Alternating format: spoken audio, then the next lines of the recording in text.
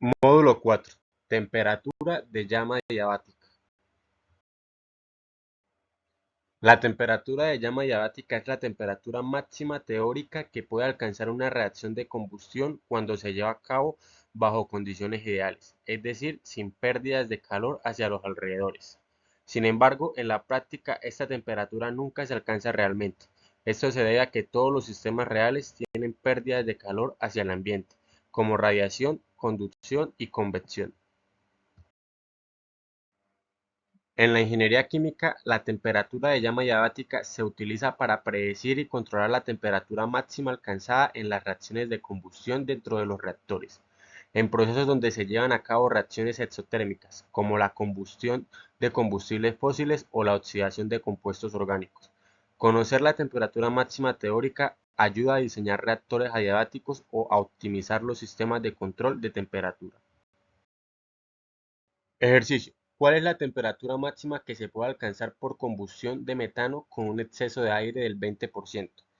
Y el metano y el aire entran en un quemador a 25 grados centígrados y presión de 1 bar. Se considera como base de cálculo un mol de metano. El oxígeno se va a alimentar del aire y se alimenta en exceso 20%, entonces sería un 120% al aire teórico. Se analiza la estequiometría de la reacción para plantear el balance de energía. La reacción que se encuentra en azul es la reacción de combustión del metano.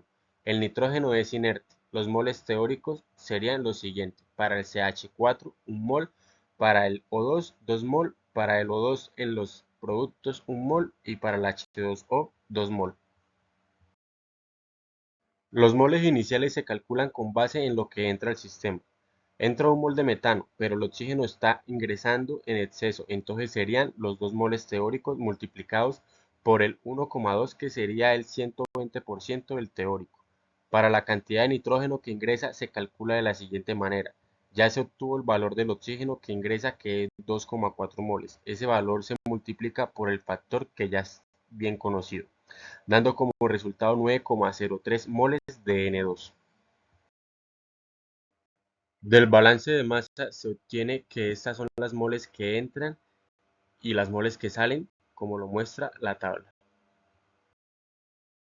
Una vez definidas las entradas y las salidas del sistema quedarían así.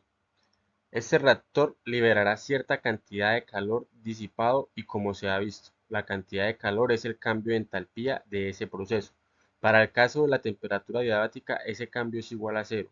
Vale cero porque se asume que no hay pérdidas de calor. Para calcular la entalpía sin pérdidas de calor, el proceso se divide en dos etapas. Primero, calcular la entalpía estándar de la reacción a 25 grados centígrados, pasando de reactivos a productos en condiciones estándar.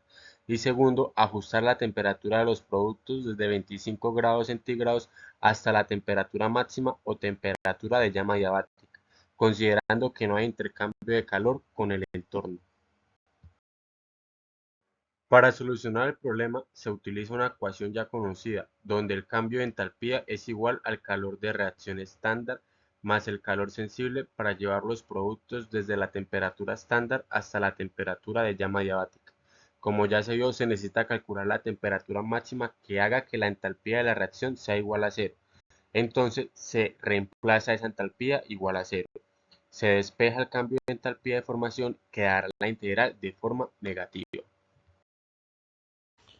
Para calcular el cambio de entalpía de la reacción en condiciones estándar se emplea la siguiente ecuación: el cambio de entalpía a condiciones estándar es igual a la sumatoria del B sub I por la entalpía estándar de formación de cada sustancia. Al sustituir los valores tabulados del documento capacidades caloríficas, se obtiene como resultado menos 802,625 Joule por mol. Este valor representa la energía liberada en la combustión. Como el nitrógeno no participa en la reacción química, su entalpía de formación es cero, por lo que no influye en el cálculo. Este procedimiento garantiza una evaluación precisa de la energía intercambiada en el proceso, utilizando datos tabulados y la ecuación de balanceo energético. A partir de estos valores, en la siguiente diapositiva se determinará la temperatura adiabática del sistema. Estas ecuaciones representan la variación de la capacidad calorífica molar en función de la temperatura para una reacción química. La primera ecuación expresa el cambio en la capacidad calorífica molar en términos de una ecuación polinómica dependiente de la temperatura, donde los coeficientes delta sub A, delta sub B, delta sub C y delta sub D determinan la contribución de cada término en la variación Cp. Las segundas ecuaciones definen cada coeficiente como la suma de los productos de los coeficientes de capacidades caloríficos A sub i, B sub i, C sub i, D sub i de cada especie involucrada en la reacción. Multiplicados por los moles de entrada, los valores de n entrada y n salida se calcularon anteriormente como se pudo ver en el video por medio del balance. Los valores de las constantes A, B, C y D son tomados del archivo capacidades caloríficas que se encuentran en este módulo. Se toman los valores para cada sustancia y se reemplazan en la fórmula de la sumatoria para hallar los delta de cada constante. Estas relaciones permiten determinar cómo varía la capacidad calorífica con la temperatura y son esenciales en cálculos de entalpía para procesos a temperaturas distintas de la estándar. Para determinar la temperatura diabática se parte de la ecuación de conservación de la energía en un sistema sin intercambio de calor en el entorno, utilizando la ecuación del cambio de entalpía de la reacción a condiciones estándar, da como resultado menos 802,625 Joule por mol, representando la energía liberada en la combustión.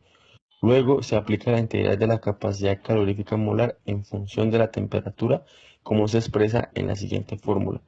Al integrar esta ecuación desde 298,15 Kelvin hasta la temperatura final T, se obtiene la siguiente ecuación cuadrática.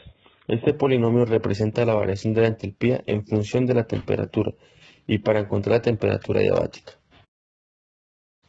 Es necesario resolver la ecuación. De esta manera, el problema se reduce a encontrar el valor de T, que satisface la ecuación de balance energético, lo cual se resuelve numéricamente debido a la complejidad de la expresión. Al realizar este cálculo se obtiene que la temperatura que cumple con la igualdad es 1822,95 Kelvin. Es importante recordar que este resultado se espera en la escala de Kelvin, ya que la integral de la capacidad calorífica se evalúa en estas unidades.